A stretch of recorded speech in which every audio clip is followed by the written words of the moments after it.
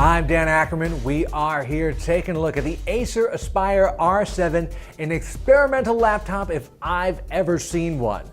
This is the flagship of Acer's new lineup of systems, and it does a lot of things that most laptops frankly don't do. The first thing you're going to see is that the touchpad is above the keyboard instead of below the keyboard. That's kind of a big break from tradition. You know, there might be reasons for it. Frankly, I never quite got used to it. I think a lot of people will actually be turned off by that. Maybe if you use the keyboard a lot in the touchscreen and you don't use the touchpad that much, I suppose it might be easier, but I found myself just reaching over and constantly, tiring my arm out trying to reach the touchpad. But that's probably the least weird thing about the R7. The laptop screen is actually on kind of a floating hinge, so you can tilt it up like this and then bring it forward. So it can sit right here behind the keyboard like this.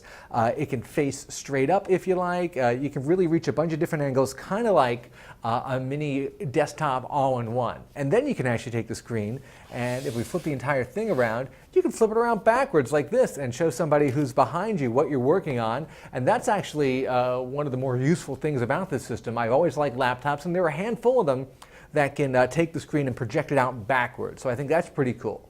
Now, Acer also says you can fold the entire thing down and use it like a tablet. And here it is, a 15-inch tablet, not something that you see that often, but I like bigger tablets.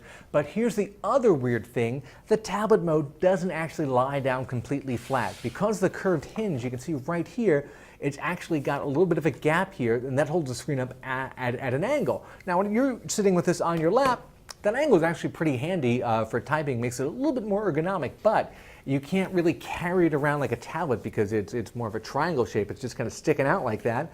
And frankly, it just looks like a design mistake. If you combine this with the touchpad being above the keyboard, those are two weird things that just frankly look like they were ideas that were maybe not as well thought out as they should have been. Now, the nice part here is this is a very experimental system. It's actually got decent components and a full 1920 by 1080 display, and Acer only wants $999 for that. And for a 15-inch nice touchscreen laptop, maybe one with a flexi screen like this, $999, that actually seems very reasonable.